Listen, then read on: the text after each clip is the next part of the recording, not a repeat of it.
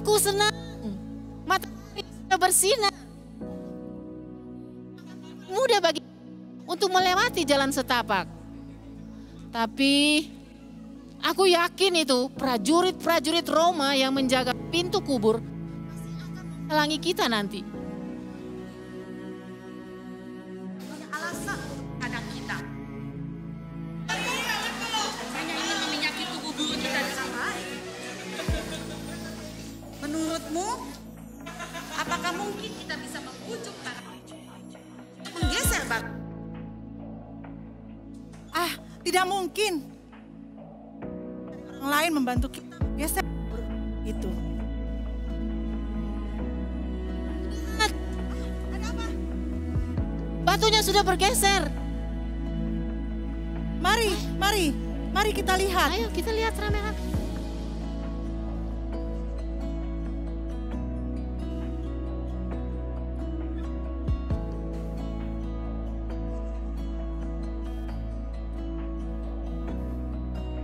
Kemana perginya jasad guru?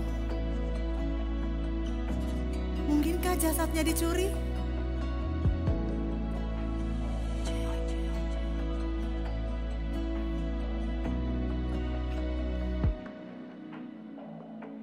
Apakah ada yang mencuri jasad guru? Guru, adakah yang melihatnya? Guru, adakah yang melihatnya?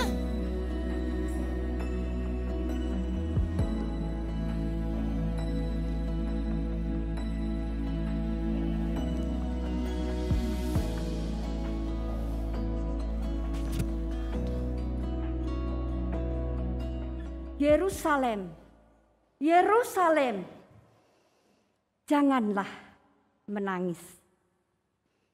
Yerusalem, janganlah sedih. Jasad Yesus memang tidak ada di sana. Bukan karena dicuri orang. Yesus bangkit, kubur kosong. Yesus hidup, ia tidak mati. Yerusalem, jangan bersedih. Bersoraklah.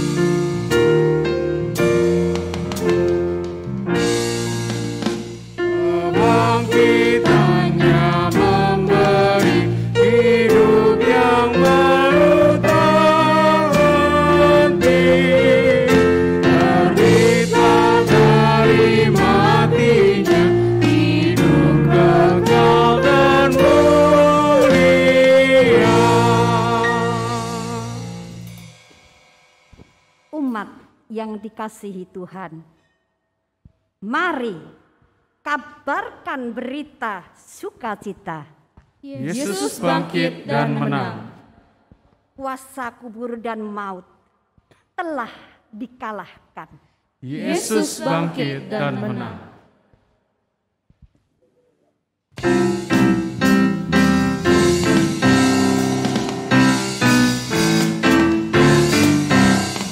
Yesus bangkit, soraklah, haleluya.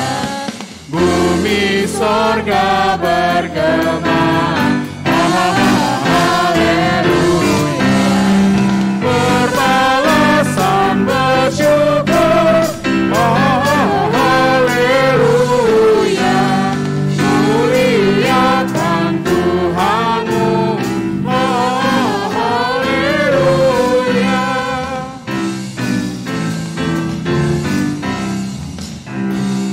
Raja mulia, haleluya. Kemenangannya tetap, haleluya. Surya selamat jadi terang, haleluya. Akan lagi terbenam,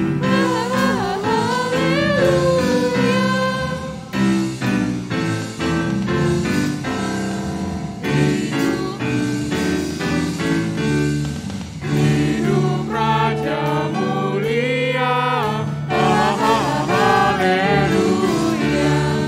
Kita selamat olehnya, haleluya.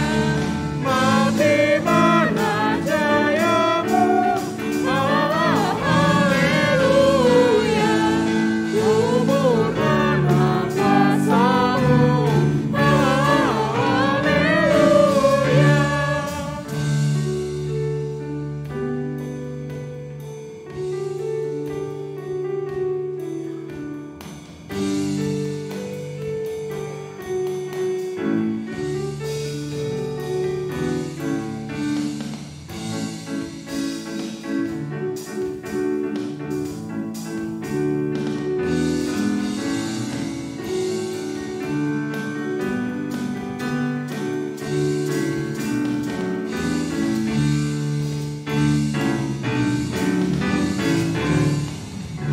Tinggalkan maut gelap, haleluya. Ikut Dia yang menang, haleluya. Bangkitlah manusia, haleluya. Dalam kebangkitannya, haleluya.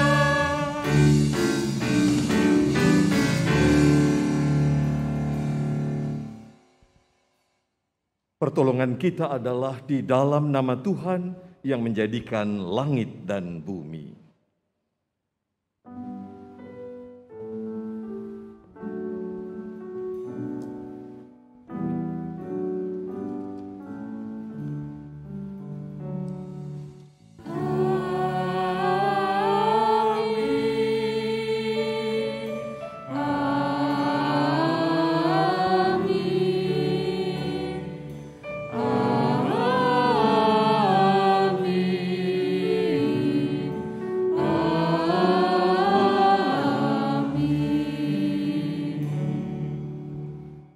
Tuhan beserta saudara.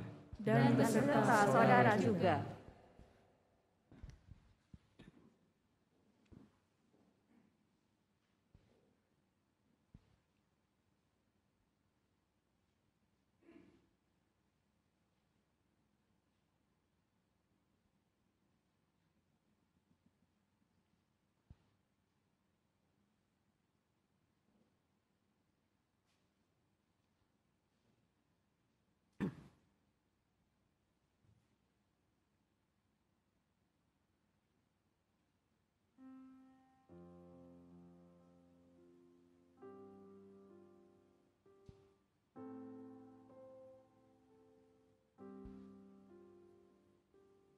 tak dapat kami pahami cara-Mu untuk menghapus keraguan di hati para perempuan yang terkejut menjumpai kubur yang kosong.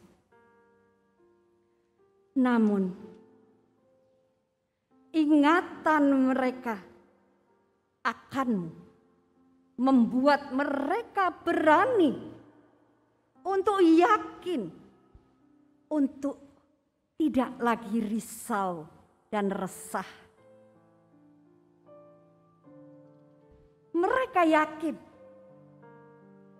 Engkau bangkit, Engkau hidup. Dan mereka bergegas menyampaikan kepada yang lain.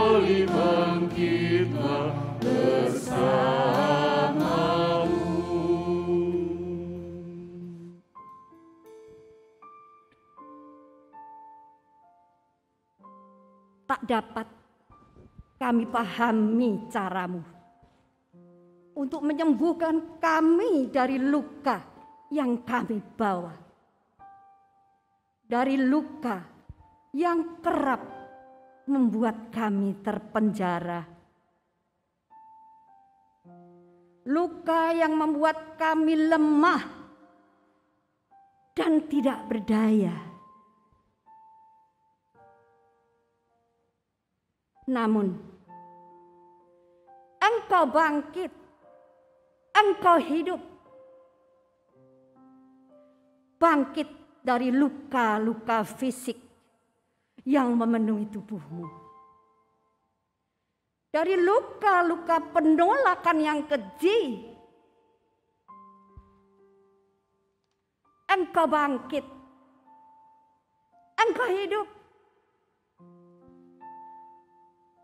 Maka luka yang masih ada tidak lagi terasa begitu melukai, karena Engkau membalut luka.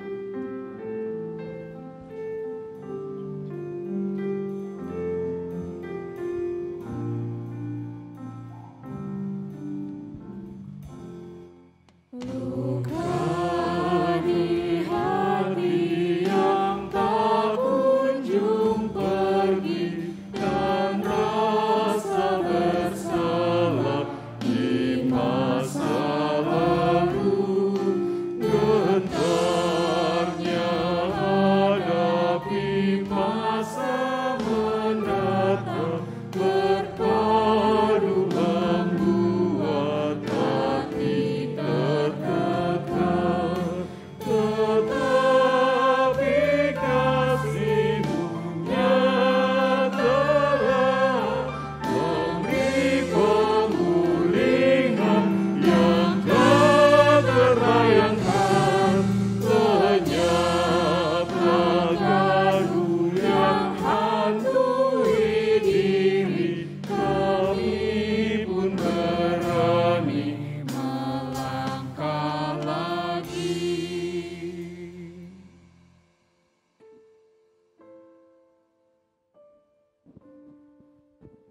tak dapat kami pahami caramu untuk merengkuh kami yang berdosa, mengampuni kami yang penuh celah, dan mendekat kami melalui dekapan cinta. Engkau bangkit, Engkau hidup, seolah hendak meyakinkan kami untuk berani hidup, untuk berani bangkit, karena Engkau hidup, Engkau bangkit.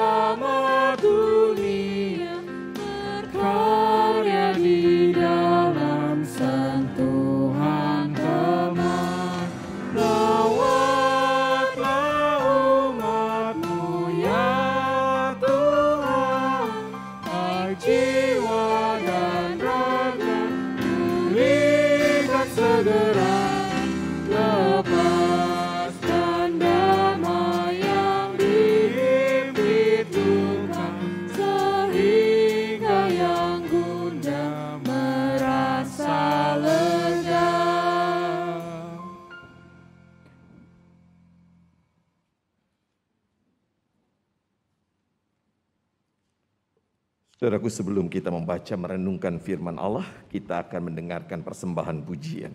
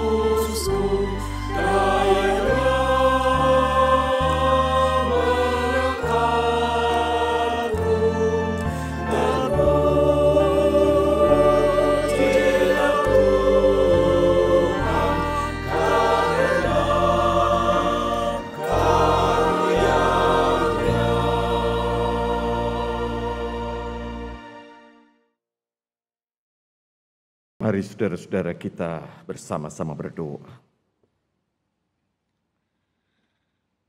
Ya Yesus Kristus, kami bersyukur karena hari ini kami menghayati peristiwa kebangkitan-Mu. Kebangkitan yang mengubah hidup para murid. Mereka tidak lagi dikungkung kemuraman. Mereka tidak lagi hidup dalam ketakutan.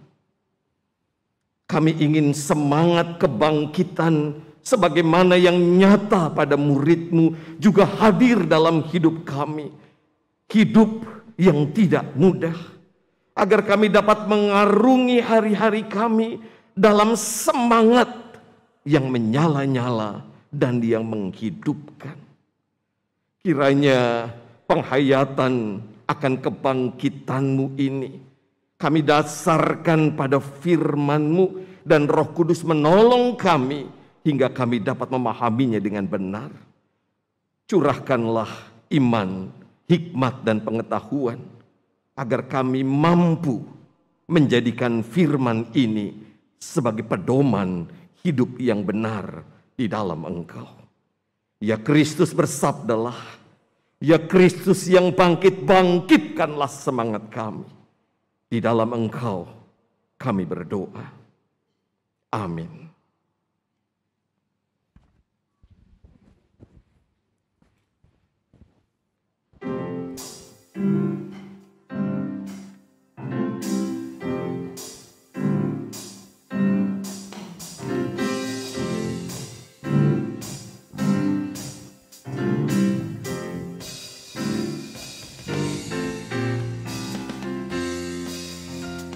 Bersyukurlah pada Tuhan, karena Ia baik, dosa-Nya untuk selamanya, kasih setia-Nya.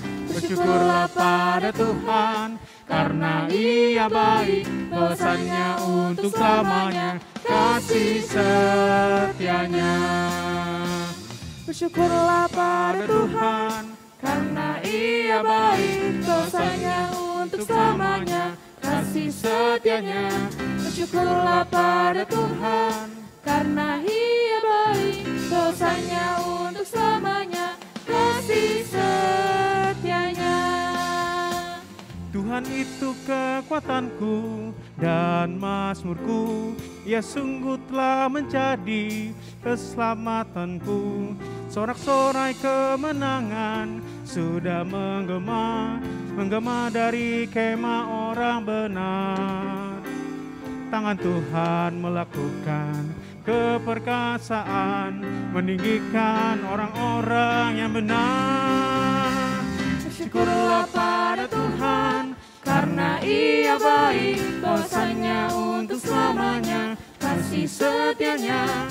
Bersyukurlah pada Tuhan, karena Ia baik, dosa-Nya untuk selamanya, kasih setia-Nya. Aku tidak akan mati, tapi hidup, dan ku akan menceritakan karya-karya-Mu. Tuhan telah menghajar aku dengan keras, tapi Ia serahkanku padamu. Bukakan ku pintu gerbang kebenaran-Mu. Aku ingin masuk untuk bersyukur.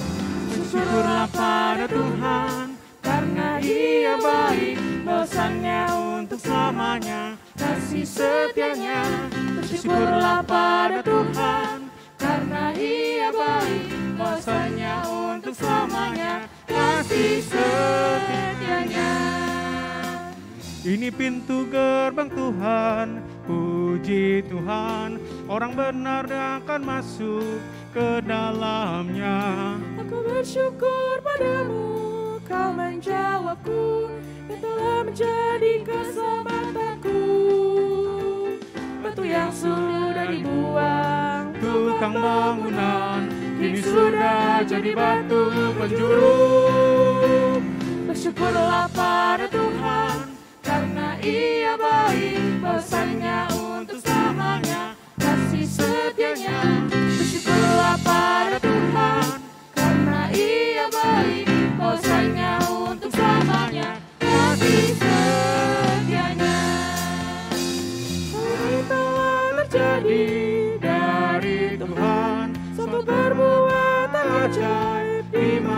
kita. Ini hari yang dijadikan Tuhan. Bersoraklah dan bersuka karenanya.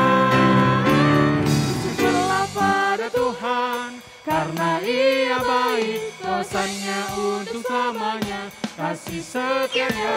Bersyukurlah pada Tuhan, karena Ia baik, kuasanya untuk selamanya, kasih setianya.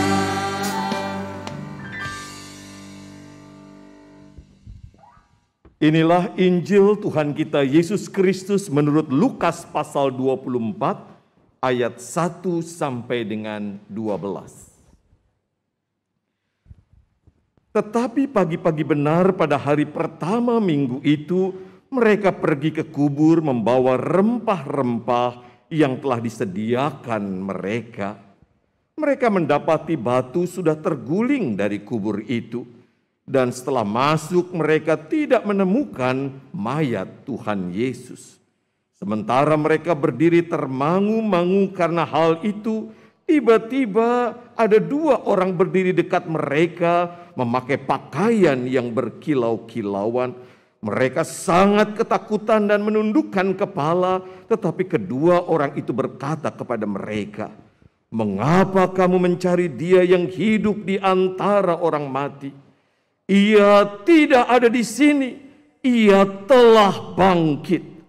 Ingatlah apa yang dikatakannya kepada kamu ketika Ia masih di Galilea, yaitu bahwa Anak Manusia harus diserahkan ke tangan orang-orang berdosa dan disalibkan dan bangkit pada hari yang ketiga." Maka teringatlah mereka akan perkataan Yesus itu. Dan setelah mereka kembali dari kubur, mereka menceritakan semuanya itu kepada ke-11 murid dan kepada semua saudara yang lain.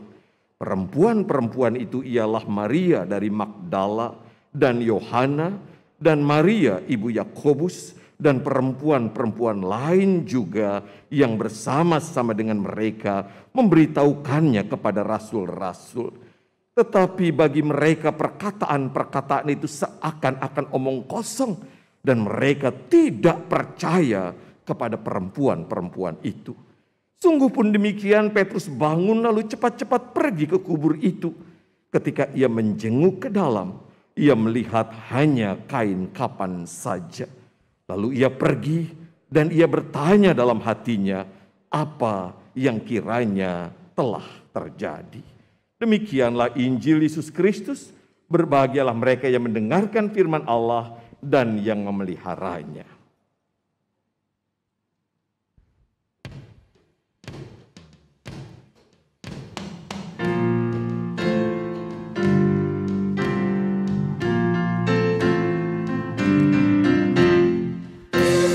Bangkit di dalam kemuliaannya, haleluya, haleluya. Kita bersyukur menghayati kemenangannya, haleluya, haleluya, haleluya, haleluya, haleluya, haleluya, haleluya, haleluya, haleluya, haleluya. Kasih besar Allah berwujud dalam anaknya, haleluya, haleluya. Kita dijadikannya warga kerajaannya, haleluya, haleluya, haleluya, haleluya, haleluya, haleluya, haleluya, haleluya, haleluya, haleluya.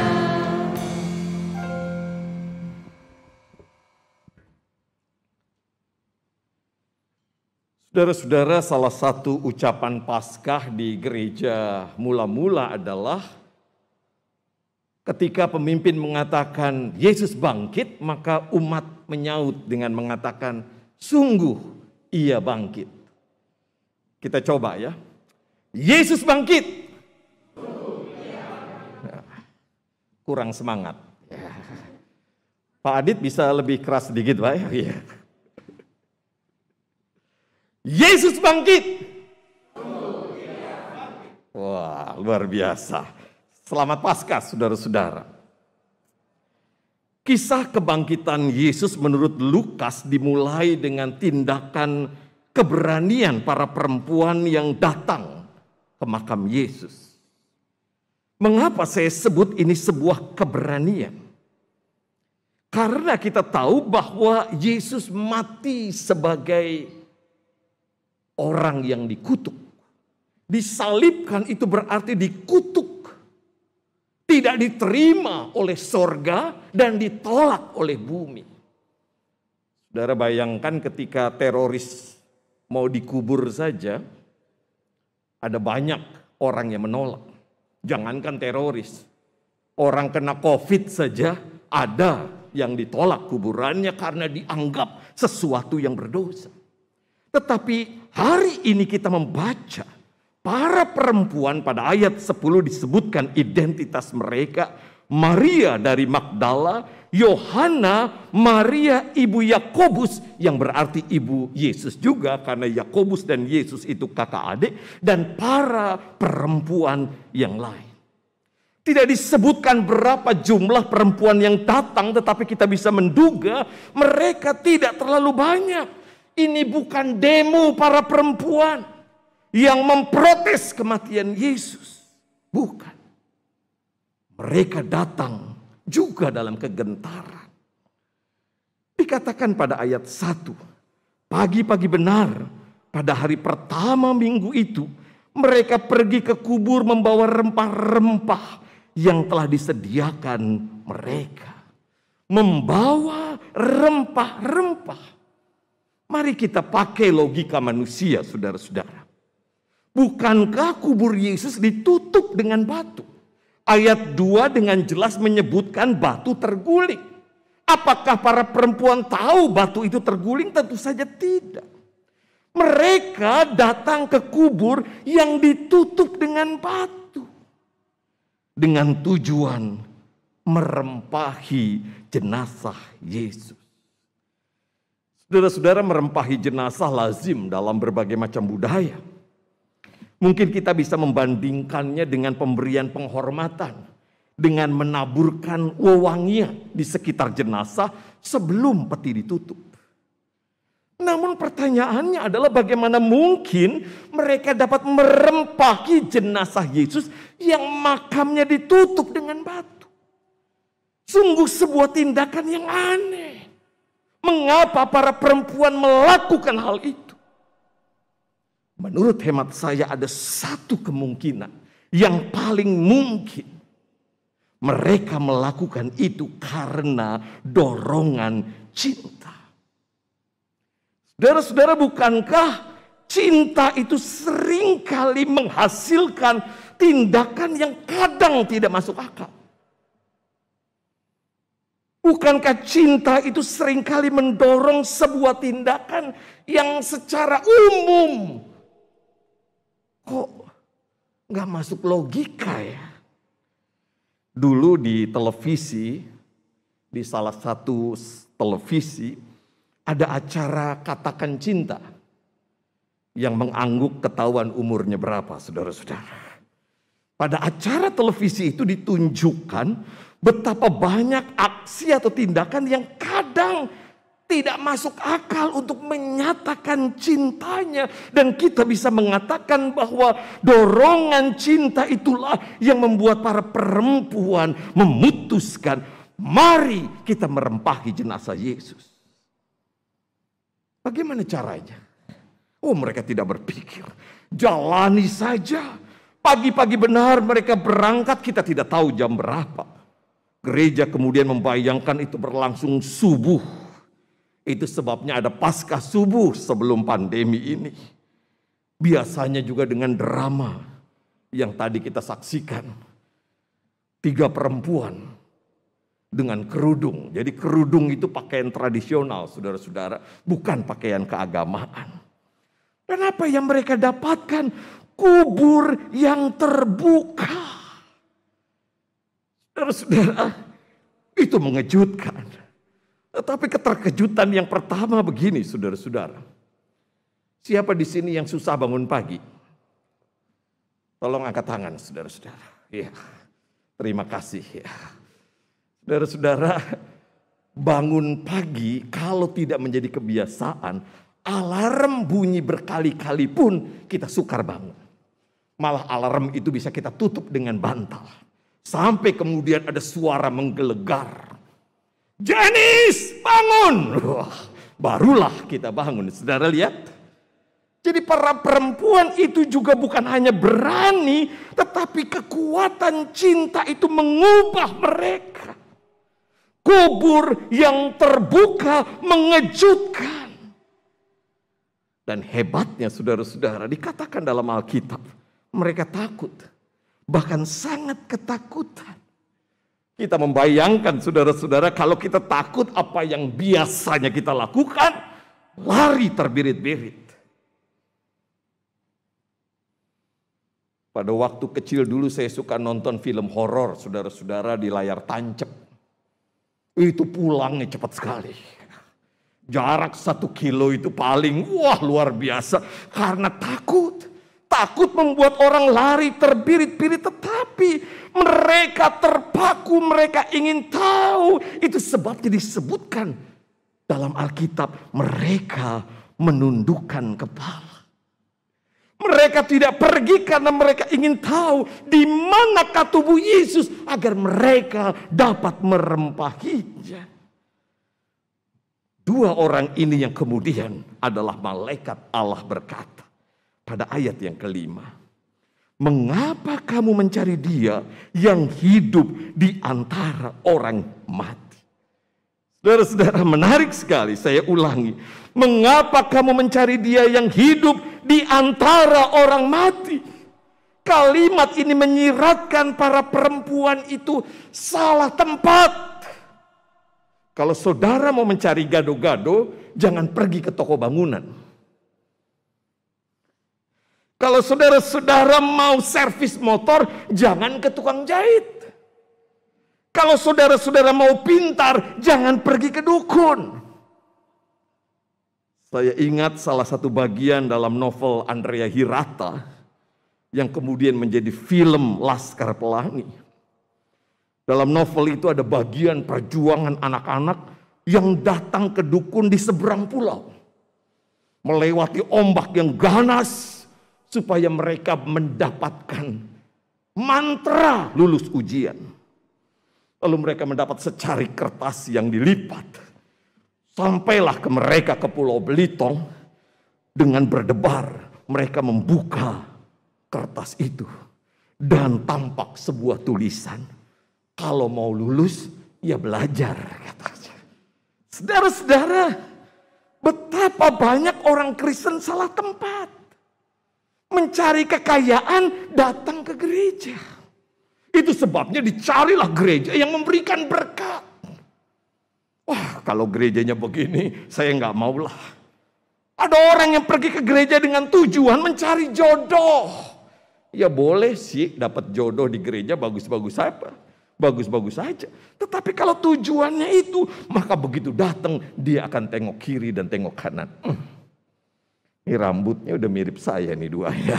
Waduh, saudara-saudara. Kita seringkali salah tujuan apa akibatnya? Akibatnya kita kecewa. Kita merasa harapan kita tidak dipenuhi oleh Tuhan melalui gereja aja. Itu sebabnya kan ada banyak orang pindah-pindah. Gereja 1, gereja 2, gereja 3. Karena apa? Karena harapannya seolah-olah tidak dikabulkan Tuhan melalui gerejanya. Gereja apa tuh? Dari gereja ini pindah ke gereja itu, pindah ke gereja itu. Saya mau mengatakan saudara-saudara, tidak pernah ada gereja yang memuaskan kita. Hanya ada satu gereja yang dapat memuaskan kita. Gereja yang dipimpin oleh Yesus Kristus di rumah Bapa di sorga. Kalau saudara-saudara mau atestasi pindah ke sana, silahkan berdiri, kita doakan sama-sama. Saudara-saudara, gereja bukanlah tempat kita mencari. Tetapi gereja adalah tempat kita berlatih. Berlatih mengasihi, berlatih mengampuni, berlatih menerima, berlatih melepaskan, berlatih kehidupan yang membuat kita menjadi orang yang sesuai dengan kehendaknya. Mengapa kamu mencari Dia yang hidup di antara orang mati? Itu berarti saudara-saudara, Yesus tidak kita temui di tempat-tempat kematian. Karena itu jangan mematikan orang lain. Dengan kata-kata kita, dengan tindakan-tindakan kita, dengan keputusan-keputusan kita. Marilah kita temui Yesus di tempat kehidupan. Dan karena itu berilah kehidupan. Bangunlah kehidupan. Dengan kata-kata kita. Dengan tindakan-tindakan kita. Dengan keputusan-keputusan kita. Dan inilah hakikat persekutuan gereja. Ia menjadi oase bagi semua manusia yang kehausan, yang kelaparan. Menjadi komunitas yang memberi hidup, komunitas yang membangun pengharapan bagi semua. Mengapa? Karena Yesus hidup. Saudara-saudara, ada pertanyaan, benarkah Yesus sungguh-sungguh hidup? Apakah ini hanya rekayasa para murid? Saudara-saudara, sudah lama sejumlah ilmuwan mencari bukti kalau Yesus tidak bangkit. Mereka menyatakan bahwa kebangkitan Yesus adalah sebuah metafora. Tetapi salah satu yang paling sulit dibuktikan adalah secara tiba-tiba ada perubahan pada murid-murid Yesus. Mereka tidak bisa mencari tahu mengapa para murid yang ketakutan menjadi berani. Mereka yang tadinya mengurung diri dalam ruang karena takut dibantai seperti Yesus, tiba-tiba berani keluar menantang maut. Mereka yang tadinya tidak mampu menyampaikan firman Allah, kemudian dimampukan menyampaikan firman Allah dengan luar biasa penuh keyakinan. Sejarah mencatat betapa luar biasanya perubahan para murid. Mungkinkah jika itu terjadi kebangkitan hanyalah sebuah rekayasa? Tidak. Para murid menjadi saksi dan para murid tidak hanya menceritakan, tetapi mereka menjadi teladan hidup orang beriman siap mati demi Yesus Kristus. Dan itu sebabnya ayat 5 dikatakan, ia tidak ada di sini. Ia telah bangkit. Lalu perhatikan, ingatlah apa yang dikatakannya kepada kamu ketika ia masih di Galilea. Dilanjutkan pada ayat yang ke-8. Maka teringatlah mereka akan perkataan Yesus itu. Ingatan. Anamnesis dalam bahasa liturgi. Bicara tentang peran kognitif. Peran pengetahuan dalam mengimani Yesus bangkit. Ingatan itu bicara soal kemampuan berpikir. Itu sebabnya beriman bukan sekadar perasaan. Beriman juga dengan akal sehat. Itu sebabnya saudara-saudara, kalau saudara mau memahami Alkitab dengan baik, tidak bisa tidak. Pemahaman itu harus dilakukan dalam komunitas. Ketika saudara memahami Alkitab sendirian di rumah, maka seringkali yang menguasai saudara adalah pikiran saudara. Iman mencari pengetahuan. Anselmus, seorang bapak gereja, mengatakan fides quaerens intellectum. Iman itu selalu membutuhkan pengetahuan. Itu sebabnya gereja makin lama makin diisi dengan pengetahuan yang kemudian kita kenal dengan istilah dogmatika. Ketika ada orang mengatakan, oh kami menolak dogma, ia tidak mengerti betapa iman membutuhkan pengetahuan. Satu catatan lagi saudara-saudara. Jika kebangkitan Yesus adalah rekayasa, rasanya tidak mungkin ada catatan keraguan. Kalau saudara-saudara membuat sebuah rekayasa, rasanya catatan keraguan itu akan dihapus dalam tulisan kita. Dan ini ada pada ayat 11 dikatakan. Tetapi bagi mereka, perkataan-perkataan itu seakan-akan omong kosong. Dan mereka tidak percaya kepada perempuan-perempuan itu. Saudara, perhatikan kalimat yang dipakai. Omong kosong. Sebuah kalimat yang begitu keras. Yang menegaskan bahwa di masa itu para perempuan memang tidak dapat dipercaya. Dianggap sebagai pembawa dosa. Dianggap sebagai pembohong. Pengadilan pada masa itu saudara-saudara tidak menganggap kesaksian para perempuan sebagai kebenaran. Dan itulah yang menjadi jawaban kenapa ada perempuan berzina hendak dilempari oleh batu. Kemana lakinya? Kan gak mungkin berzina sendirian. Yang namanya berzina pasti dengan laki-laki. Kenapa laki-lakinya tidak? Oh, laki-lakinya bisa membela diri. Saya digoda atau apapun. Tetapi saudara-saudara, catatan ini menunjukkan bahwa para murid masih dikuasai oleh cara berpikir pada masa itu. Ada paradigma para murid yang membuat mereka meragukan para perempuan. Tetapi kebangkitan mengubah pola pikir mereka. Mereka tidak lagi dikuasai cara hidup yang picik. Kebangkitan meluaskan pandangan mereka. Dan itu sebabnya cerita kebangkitan menyebar ke segala penjuru dunia. Bukan hanya kebangkitan Yesus, tetapi kebangkitan pengharapan karena kekuatan cinta.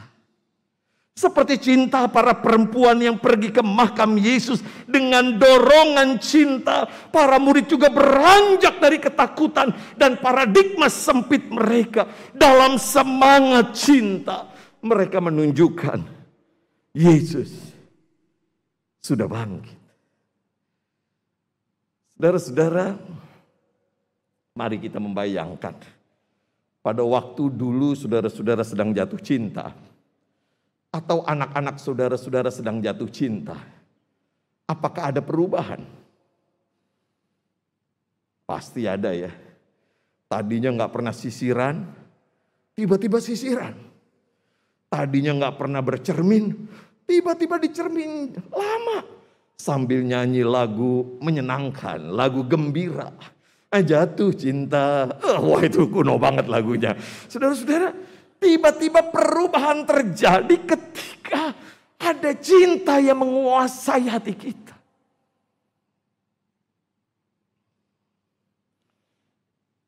Saudara-saudara, konon kata orang berhenti merokok itu tidak mudah. Saya dulu perokok lumayan berat. 2 bungkus sehari, saudara-saudara. Rokok terakhir saya Marlboro merah. 1.300 saya belinya pada waktu itu. Lalu saya jatuh cinta dengan istri saya sekarang. Dia bilang begini, aku gak suka laki-laki merokok.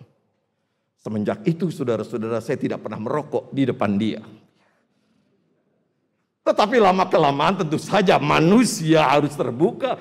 Saya bisa berhenti merokok dengan mudah. Tidak lagi punya keinginan untuk merokok. Saudara-saudara lihat, perubahan itu terjadi karena cinta. Karena itu begitu kita punya anak gadis. Mah, pakai lipstik gimana sih? Pinjem parfumnya dong. Wow, saudara-saudara kita langsung tahu. Ada apa ini? Dari mana datangnya cinta? Ya. Dari mata turun ke dompet. Oh enggak ya. Saudara-saudara, inilah yang kemudian menjadi semangat para murid. Mereka hanya tidak cerita, mereka tidak hanya cerita. Yesus bangkit, Yesus bangkit, Yesus bangkit. Tetapi hidupnya mengalami perubahan. Mereka tidak lagi dikuasai oleh ketakutan. Hidupnya penuh cinta. Kanes waktu jatuh cinta, banyakan senyum atau cemberut Kanes? Ya. Senyum dong. Bang Adit yang ketemu jodohnya di gereja, ya tiba-tiba rajin banget ke gereja. Ada jadwal main organ, saya. Wah, saudara-saudara, kenapa? Karena cinta itu luar biasa. Dan itulah yang dilihat oleh orang. Kenapa mereka berubah? Mengapa mereka penuh kegembiraan? Jawabnya, kekuatan cinta.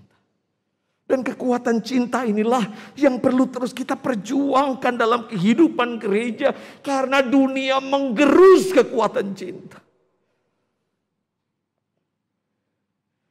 Dunia mencoba menghancurkan kekuatan cinta. Seorang psikolog dan filsuf terkemuka, Erich Fromm namanya, dia mengatakan begini, komunitas yang sehat adalah komunitas yang membiarkan anggota-anggotanya mengembangkan cinta satu sama lain. Sedangkan komunitas yang sakit menciptakan permusuhan, kecurigaan, ketidakpercayaan, serta ketidakpedulian anggota-anggotanya. Saudara-saudara, sebuah kalimat yang menurut saya perlu kita pakai untuk memotret kehidupan komunitas kita. Entah itu keluarga, entah itu gereja. Apa yang digerus oleh dunia ini? Cinta. Bacalah media massa. Begitu banyak orang-orang tega menyakiti orang yang begitu dipujanya dulu. Hanya gara-gara cemburu. Hanya gara-gara sakit hati. Apa yang hilang? Cinta. Dan kebangkitan mengubah komunitas para murid yang tadinya sakit. Bersembunyi di ruangan. Saling curiga satu dengan yang lain. Tiba-tiba kekuatan cinta membuat mereka mendukung, menopang. Membuka tangan, merangkul satu dengan yang lain. Dan inilah dampak dari kemenangan Yesus yang bangkit. Berabad-abad gereja dinaungi oleh cinta. Bacalah jemaat perdana dalam Kisah Para Rasul pasal 2. Ketika semua yang tidak punya didukung. Ketika semua saling memperhatikan. Dan ketika orang melihat kenapa persekutuan gereja penuh dengan kegembiraan? Maka jawabnya cuma satu. Kami punya cinta. Dan kami tidak ingin dunia menggerus cinta Tuhan dalam hidup persekutuan kami. Sekarang mari kita tengok persekutuan kita. Gereja, keluarga atau apapun. Adakah kuasa cinta, kuasa kebangkitan semacam ini di tengah kehidupan kita? Adakah kita berani mengatakan, aku persekutuan yang sehat? Karena di situ cinta berkuasa. Tuhan mencintai kita semua. Amin.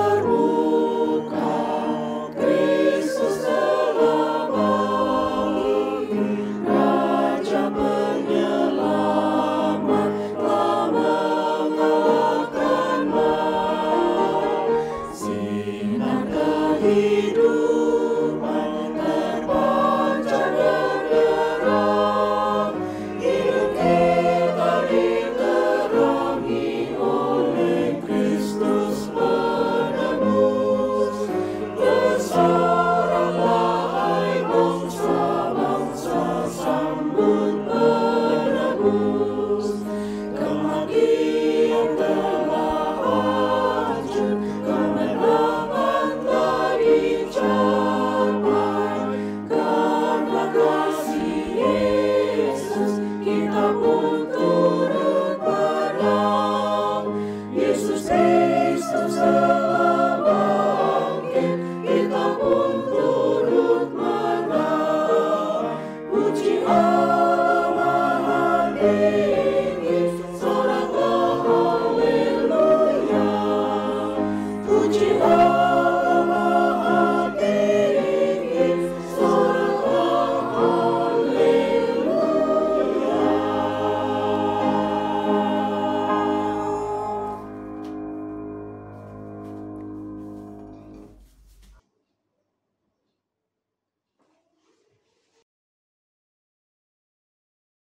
kita bersama dengan umat Allah di masa lalu, masa kini, dan masa depan, mengingat akan janji baptisan kita dengan mengikrarkan pengakuan iman rasuli. Aku percaya kepada Allah, Bapa yang Maha Kuasa, Khalik langit dan bumi, dan kepada Yesus Kristus, Anaknya yang tunggal Tuhan kita, yang dikandung dari Roh Kudus, lahir dari anak darah Maria, yang menderita sengsara di bawah pemerintahan Pontius Pilatus, disalibkan, mati dan dikuburkan, turun ke dalam kerajaan maut. Pada hari yang ketiga, bangkit pula dari antara orang mati, naik ke surga, duduk di sebelah kanan Allah, Bapa yang Maha Kuasa. Dan dari sana Ia akan datang untuk menghakimi orang yang hidup dan yang mati.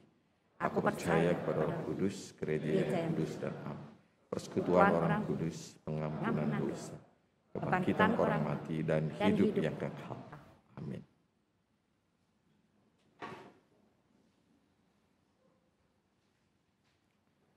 Saudara-saudara, mari kita bersama-sama menyampaikan doa syafaat.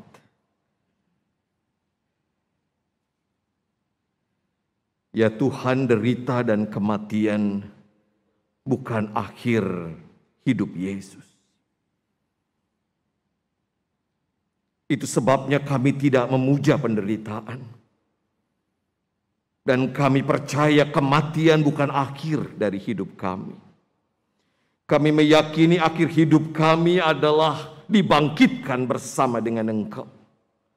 Dan itu sebabnya ajar kami membangun pengharapan di tengah-tengah kehidupan yang kadang tidak mudah ini. Ajari kami membangun kehidupan dalam semangat cinta. Sebab semangat cinta adalah semangat kebangkitan. Seperti para perempuan karena dorongan cinta datang ke makam. Seperti para murid yang diubahkan oleh karena cinta hingga menebarkan teladan kebangkitan Yesus pada gereja perdana. Kami rindu semangat cinta juga menguasai kami. Hingga kehidupan kami sungguh-sungguh diwarnai oleh cinta. Ampuni kami Bapa. Sekiranya kami ikut larut dalam dunia ini yang menggerus cinta. Dalam pola untung rugi. Kami mau berdoa buat keluarga kami. Persekutuan terkecil yang seringkali kehilangan cinta. Ampuni kami Bapa kalau kata-kata kami menyakiti pasangan kami. Mungkin kami bermaksud menegurnya. Tetapi sungguh Bapa kami abai pada perasaan pasangan kami. Hingga kami melontarkan kata-kata yang melukai. Ampuni kami Bapa. Kalau cara itu juga yang kami pakai dalam membesarkan anak-anak kami. Kami ingin membangun anak-anak kami, tetapi kata-kata kami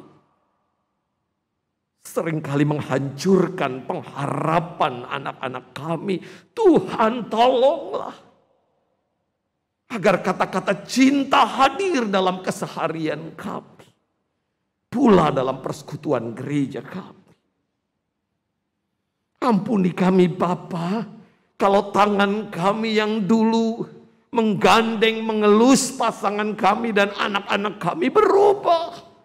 Menjadi tangan yang kasar dan memukul pasangan kami. Bapa, berikan kami cinta yang mengubah. Agar tangan kami tetap merangkul, mengelus, bahkan menggendong ketika orang-orang yang kami cintai sedang dalam pergumulan. Ampuni kami Bapa. Kalau hati dan pikiran kami dikuasai oleh nafsu jahat. Sehingga kami mengabaikan orang-orang yang kami kasihi di rumah kami, di berbagai macam tempat. Hanya diri kami yang harus paling hebat, paling benar, paling baik. Berikan kami kuasa kebangkitan, kuasa cinta yang menumbuhkan dan menghidupkan.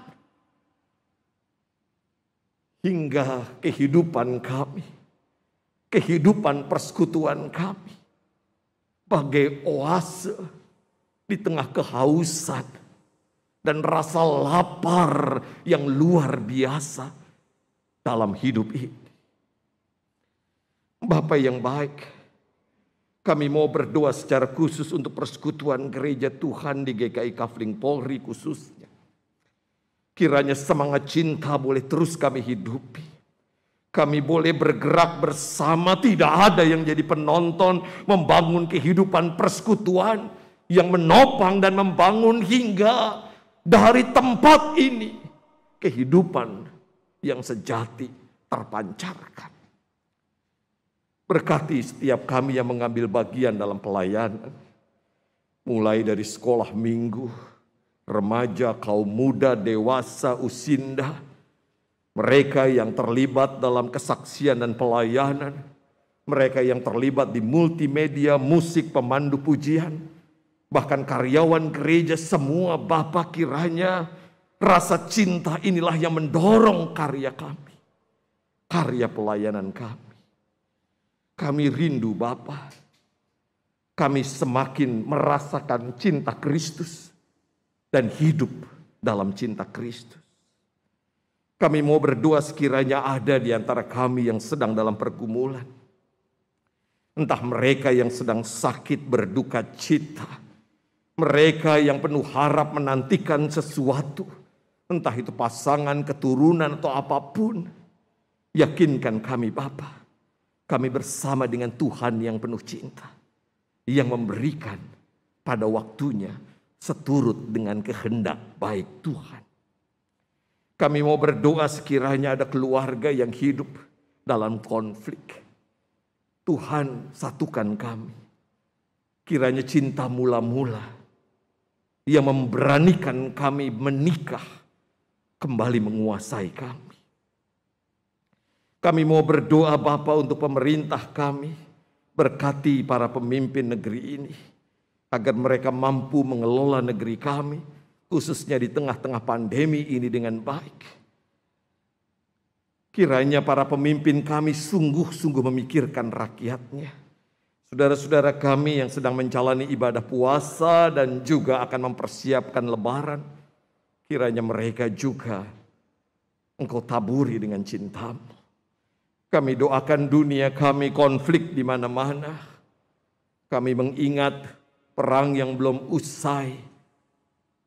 Ya Tuhan, berkati daerah-daerah konflik, daerah-daerah peperangan. Kiranya hati yang penuh cinta menguasai para pemimpin bangsa. Hingga dunia ini indah kami huni. Kiranya kami boleh merawat kehidupan dengan cinta. Dan oleh cinta itulah kami menjalani kehidupan dalam kegembiraan. Inilah doa permohonan kami yang jauh dari sempurna, yang kami panjatkan di dalam nama Tuhan kami Yesus Kristus, yang mengajar kami berdoa.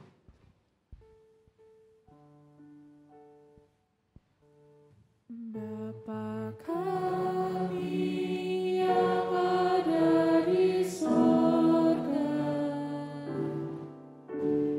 dikuduskanlah nama-Mu, datanglah kerajaan-Mu, jadilah kehendak-Mu di bumi seperti di sorga. Beri kami hari ini makanan yang secukupnya, ampuni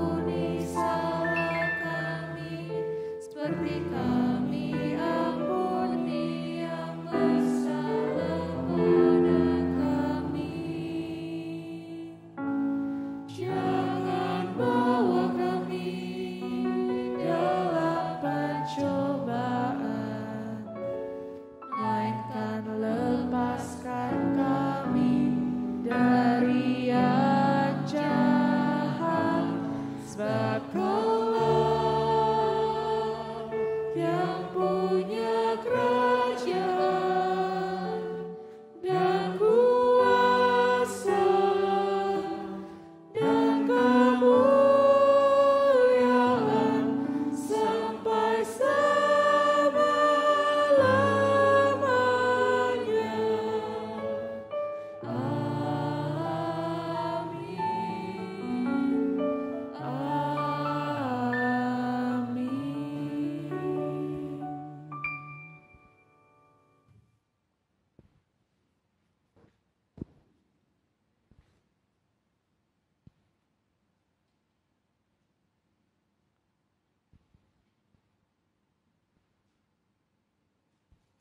Persembahan pujian akan disampaikan oleh anak-anak sekolah minggu Klasis Jakarta Barat.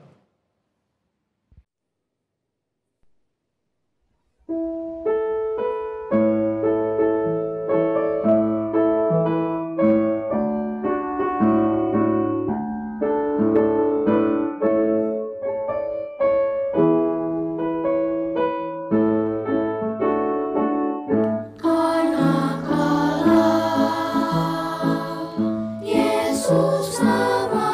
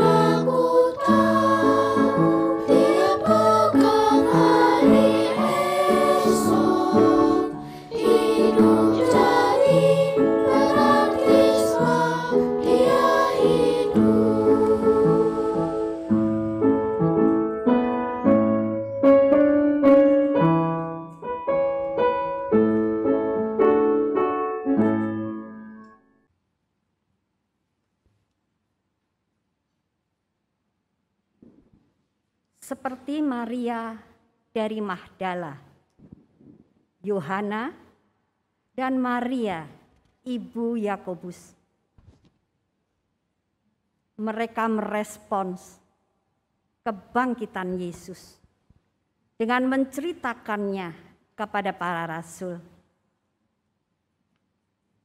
Marilah kita juga merespons kebangkitan Yesus dengan memberikan persembahan yang terbaik dari diri kita sebagai wujud syukur kita kepada Tuhan yang telah mengasihi kita. Jemaat sekalian, Selain jemaat memasukkan persembahan di kantong persembahan yang tersedia ketika jemaat masuk ke ruang ibadah, jemaat juga dapat memberikan persembahan saat ini dengan cara mentransfer ke rekening GKI Kafling Polri atau dengan memindai kode QRIS yang tertera di kursi jemaat. Hal yang sama juga dapat dilakukan oleh jemaat yang beribadah di rumah dengan cara mentransfer ke rekening GKI Kafling Polri atau dengan memindai kode QRIS yang tertera di layar. Atau jemaat juga dapat mengumpulkannya di dalam amplop dan nanti akan diserahkan ketika jemaat datang di dalam ibadah minggu di gereja.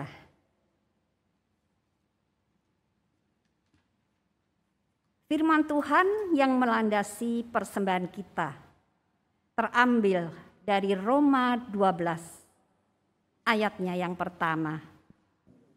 Yang demikian, karena itu, saudara-saudara, demi kemurahan Allah, aku menasihatkan kamu, supaya kamu mempersembahkan tubuhmu sebagai persembahan yang hidup, yang kudus, dan yang berkenan kepada Allah. Itu adalah ibadahmu yang sejati.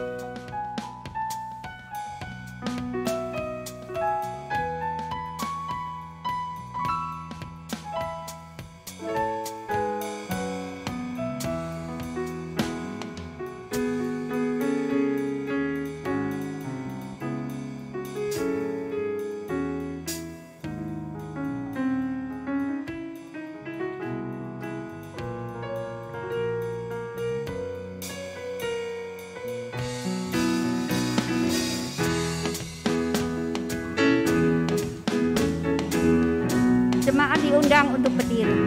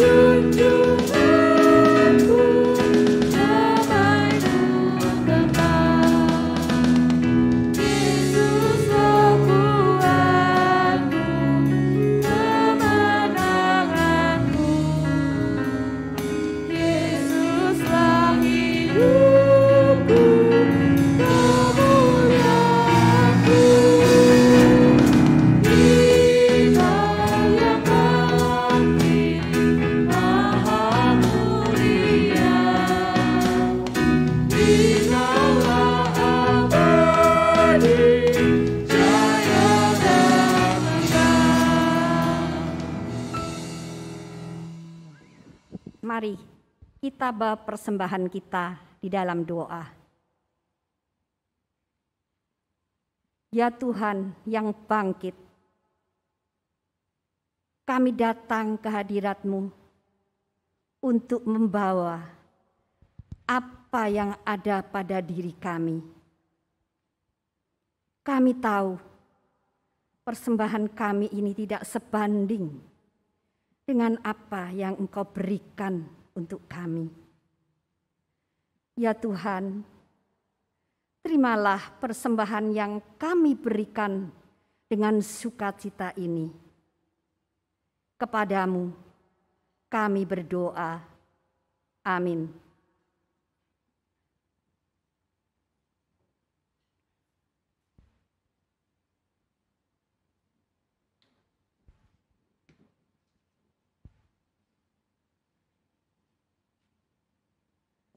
Yesus bangkit. Yesus hidup.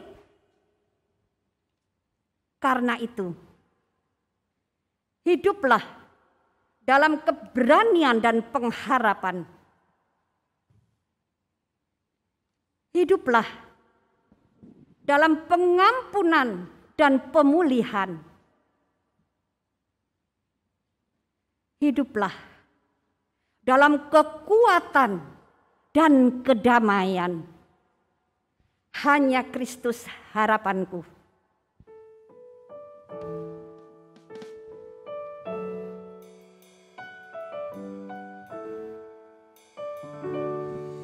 Hanya Kristus harapanku, Dia terang dan kuatku, batu penjuru yang teguh di kala badai menderu.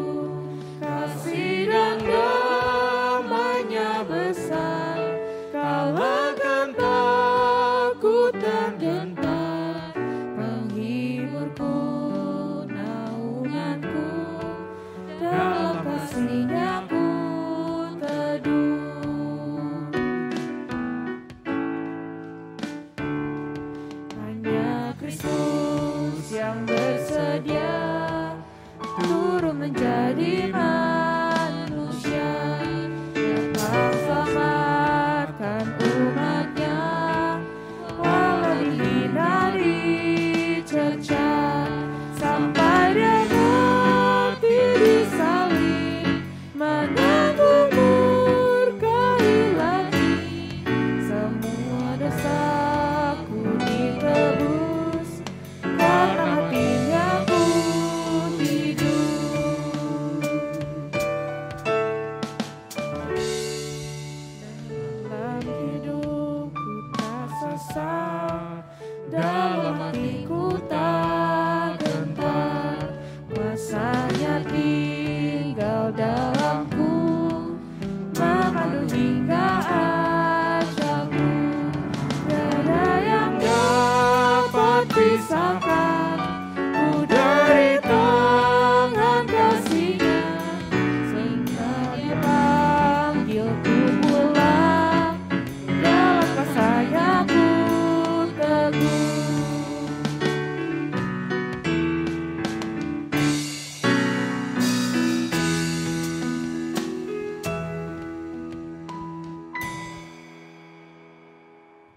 Saudara-saudara, arahkanlah hatimu kepada Tuhan.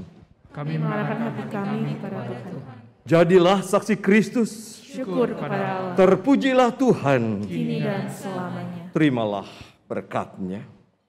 Kiranya Allah, Sang Sumber kehidupan, memelihara kehidupan saudara yang rentan dan rapuh. Kiranya Yesus yang bangkit dari maut memberi saudara keberanian untuk bertahan dalam kehidupan. Kiranya Roh Kudus yang lembut membuat saudara terus bersyukur atas kehidupan. Amin.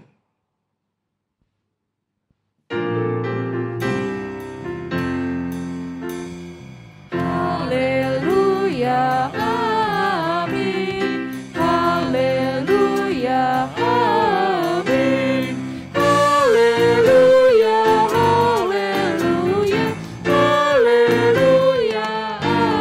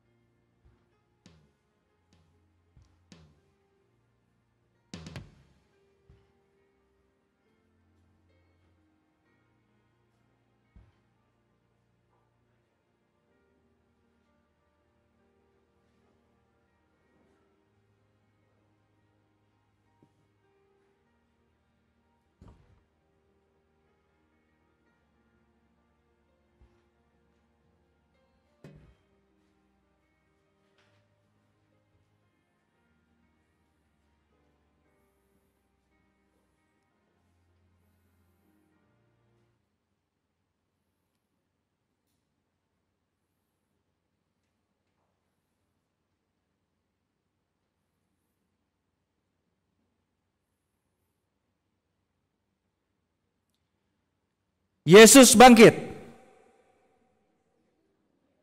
Sekali lagi ya. Yesus bangkit. Sungguh ia telah bangkit. Sekali lagi kita ucapkan Yesus bangkit. Selamat Paskah bagi kita semua, Bapak Ibu dan Saudara semua yang mengikuti kebaktian pada saat ini di ruang ibadah maupun yang mengikutinya melalui kanal YouTube GKI Kafling Polri. Kita bersyukur di pagi hari ini kita boleh bersama bersekutu, baik yang di sini maupun juga yang berada di rumah kita masing-masing. Dan kami ingin menyapa Bapak Ibu yang juga sudah bergabung bersama di kanal YouTube GKI Kafling Polri dan yang mengucapkan selamat hari Minggu dan selamat Paskah. Ada Ibu Dece Gozali, ada Kak Yesaya Novian Napitupulu, ada Ibu Demak Sialagan, ada Kak Windiarti, ada Ibu Gotina Tambunan, ada Ibu Mersis, Bapak Hamdeni Atmaja, Bapak Joni Suparman, Ibu Leni Bolang, Ibu Ong Lecu, Bapak Ian, Bapak Gesang, Bapak Tanjong, Bapak Arwinto, Ibu Ivon, Bapak Ronaldo Sebastian, Ibu Erna Mulia, Ibu Ina Martanto, Bapak Suharyanto, Ibu Tiara Chandra, Saudari Ida, Ibu Helen Yulita, dan Bapak Agustinus Thanos. Selamat Paskah dan selamat hari Minggu bagi Bapak Ibu Saudara sekalian.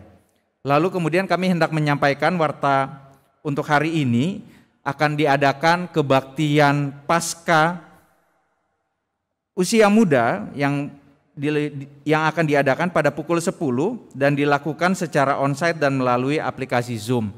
Akan dipimpin oleh Penatua Windiarti Angelina. Lalu ibadah Paskah Anak, perayaan Paskah Anak juga akan berlangsung pada hari ini pukul 10 melalui aplikasi Zoom. Kami mengundang dan menghimbau Bapak Ibu Saudara-saudara yang memiliki anak usia batita sampai juga pra remaja kelas 2 SMP juga boleh nih diajak dan didorong untuk mengikuti kebaktian Paskah di hari ini. Pukul 10 melalui aplikasi Zoom.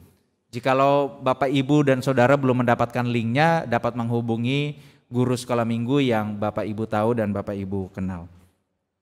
Lalu selanjutnya akan dilakukan juga